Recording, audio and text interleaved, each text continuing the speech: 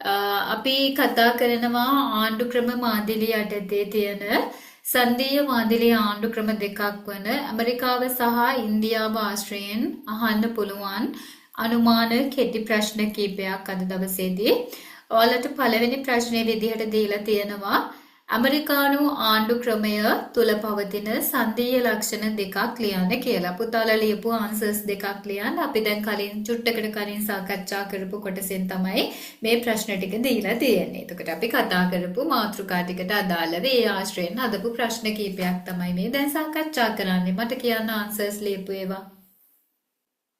ආණ්ඩු ක්‍රම ව්‍යවස්ථාව ලිඛිත අනම්‍ය ව්‍යවස්ථාවක් වීම. ඔව්, තව එකක් කියන්න.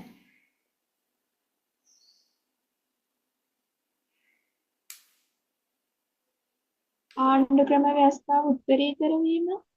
ඔව්, අපිට ගන්න පුළුවන් ඔන්න ඔය විදියට. එතකොට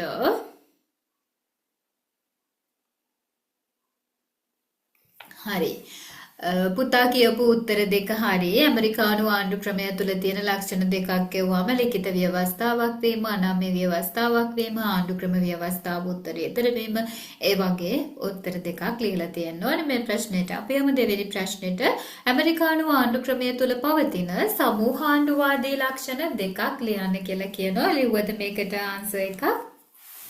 මොනවද ඇමරිකාව තුළ තියෙන සමූහාණ්ඩුවාදී ලක්ෂණ? ඒවා තමයි පුතේ රාජාණ්ඩු විරෝධී වීම, මහජන පරමාධිපත්‍ය පිළිගැනීම. අපි කතා කරානේ ද මහජන පරමාධිපත්‍ය පිළිබඳව.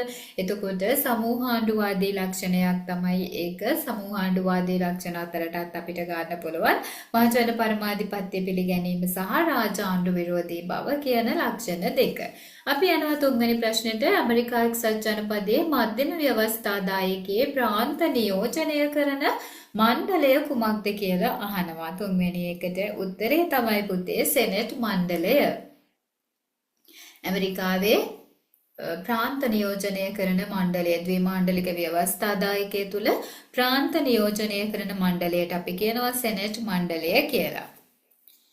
ඇමරිකා එක්සත් ජනපදයේ මධ්‍යම රාජ්‍ය හා ප්‍රාන්ත අතර බලය බෙදා ඇත්තේ ආණ්ඩු ක්‍රම ව්‍යවස්ථාව තුළින්. උත්තරේ තමයි ආණ්ඩු ක්‍රම ව්‍යවස්ථාව තුළින්. හරි, අපි යමු පස්වෙනි ප්‍රශ්නෙට. ඇමරිකානු සංධීය ක්‍රමය තුළ බලය බෙදා ඇති ලැයිස්තු කීපයෙන් දෙකක් නම් කරන්න කියනවා. පුතාලා කියන්න බලන්න මේකට ආන්සර්ස් ඕගොල්ලෝ ලියලා ඇති. මොනවද ඔයාලා ලියපු ආන්සර්ස්? ප්‍රාන්ත රාජ්‍ය සතු ලැයිස්තුව, මධ්‍යම ආණ්ඩු සතු ලැයිස්තුව. ඔව්, මධ්‍යම ආණ්ඩු ලැයිස්තුව, ප්‍රාන්ත ලැයිස්තුව, ඊට පස්සේ තව ගන්න පුළුවන් ඕන නම් ප්‍රාන්ත තහනම් බලතල ලැයිස්තුව, මධ්‍යම තහනම් බලතල ලැයිස්තුව. ඕවා ඔක්කොම හරි. හරි, ඊළඟට අපි යමු ඇමරිකානු මධ්‍යම ව්‍යවස්ථාදායකයේ මණ්ඩල දෙක මොනවාද කියලා අහනවා. ද්විත්ව මණ්ඩලයක් තියෙනවනේ, ද්විමාණ්ඩලිකයිනේ. නියෝජිත මන්ත්‍රී මණ්ඩලය සහ සෙනෙට් මණ්ඩලය. නියෝජිත මණ්ඩලය සහ සෙනෙට් මණ්ඩලය තමයි උත්තර දෙක විදියට අපිට ලියන්න වෙන්නේ. හරි, ඊළඟ ප්‍රශ්නයේ විදියට අපි දීලා තියෙන්නේ ඇමරිකානු සංධීය ක්‍රමය තුළ ප්‍රාන්ත ආණ්ඩුවලට තහනම් බලතල දෙකක් ලියන්න කියලා. අපි දැන් සාකච්ඡා කරපු මාතෘකාවෙන් මුදල් නිකුත් කිරීම, යුද්ධ කිරීම වගේ ඒවා තමයි පුතේ ඇමරිකානු සංධීය ක්‍රමය තුළ ප්‍රාන්ත ආණ්ඩුවලට තහනම් බලතල විදියට අපි සඳහන් කරන්නේ. ඊළඟ ප්‍රශ්නෙට අපි යනවා ඇමරිකා එක්සත් ජනපදයට නව ප්‍රාන්ත පිළිගැනීමට බලය ඇති ආයතනය මොකක්ද කියලා අහනවා. ඒ තමයි මධ්‍යම ව්‍යවස්ථාදායකය වන කොංග්‍රස් මණ්ඩලය. උත්තරේ මධ්‍යම ව්‍යවස්ථාදායකය වන කොංග්‍රස් මණ්ඩලය. හරි, මේකට ඔයාලා උත්තරේ දන්නවා. ඇමරිකානු ආණ්ඩු ක්‍රම ව්‍යවස්ථාව විවරණය කිරීමට බලය ඇති ආයතනය කුමක්ද අහනවා. මේ මොකක්ද අහන්නේ? අර අපි කිව්වේ අධිකරණ විවරණ බලය කියලා, අධිකරණ ප්‍රතිනිරීක්ෂණ බලය කියලා. අන්න ඒ බලය තියෙන ආයතනය මොකක්ද කියලා තමයි පුතේ මෙතනදී අහන්නේ. කියන්න බලන්න මනීෂා උත්තරේ. සූත්‍රේ මුසාය. ඔව්, ශ්‍රේෂ්ඨාධිකරණය මධ්‍යම ශ්‍රේෂ්ඨාධිකරණය වන සුප්‍රීම උසාවියට තමයි බලය තියෙන්නේ. ගොඩක් හොඳයි. 10 වෙනි ප්‍රශ්නය සංධීය ක්‍රමයේ ආරක්ෂාව වෙනුවෙන් ඇමරිකානු ශ්‍රේෂ්ඨාධිකරණයට හිමි බලතල දෙකක් නම් කරන්න කියලා කියනවා. ඒව තමයි අපි කලින් කතා කරපු ව්‍යවස්ථා විවරණ බලය. ඒ කියන්නේ අර අධිකරණ විවරණ බලය කියලා අපි ඉගෙන ගත්තේ ව්‍යවස්ථා විවරණ බලය. ඒ වගේම අන්තර් ප්‍රාන්ත ගැටුම් සහ මධ්‍යමය හා ප්‍රාන්ත අතර ගැටුම් විසඳීම. මේ දෙක තමයි පිළිතුර විදියට අපි ගන්නෙ.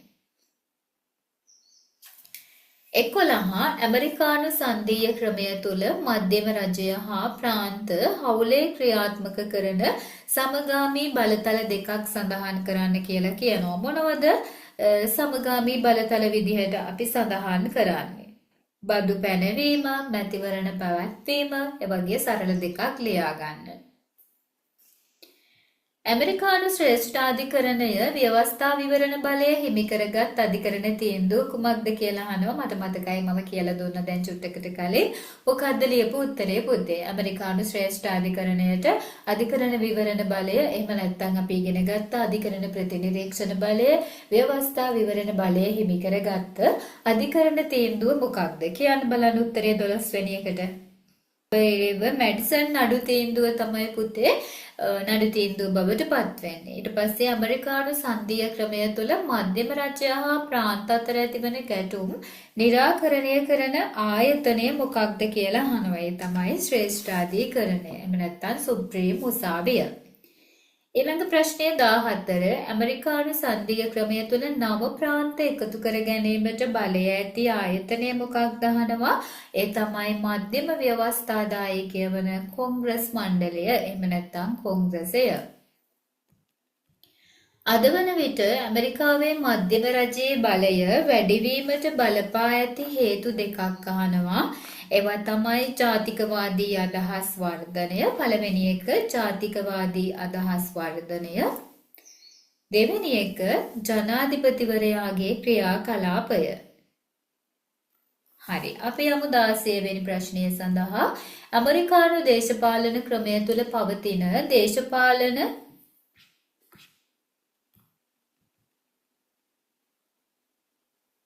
ඇමරිකානු දේශපාලන ක්‍රමය තුළ පවතින දේශපාලන පක්ෂ දෙකක් නම් කරන්න කියලා කියනවා. මොනවද ඇමරිකාව තුළ තියෙන දේශපාලන පක්ෂ දෙක විදිහට අපි සඳහන් කරන්නේ?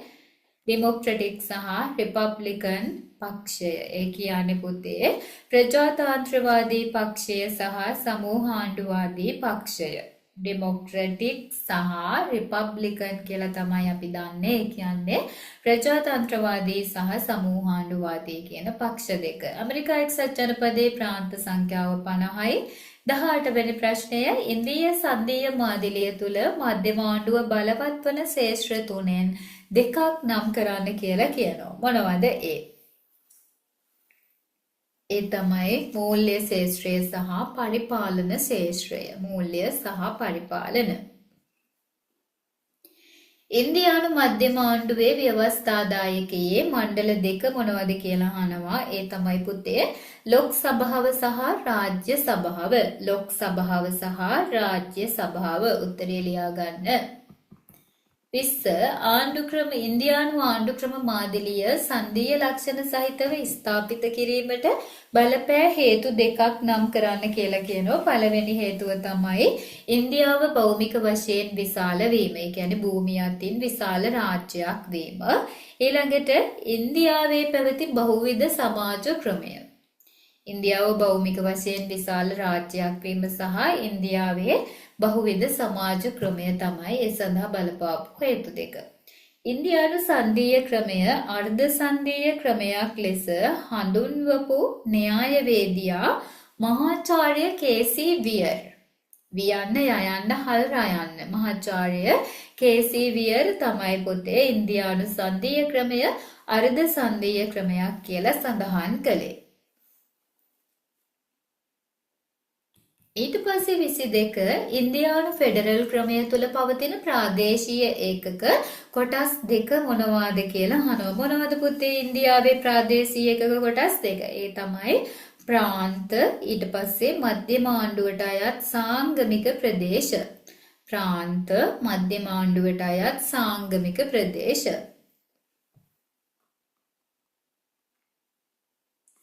23 ඉන්දියානු ෆෙඩරල් ක්‍රමය තුළ මධ්‍යම ආණ්ඩුව හා ප්‍රාන්ත අතර බලය බෙදා ඇත්තේ ලැයිස්තු 3කිනි ඉන් 2ක් නම් කරන්න කියලා කියනවා. මොනවද උත්තරේ?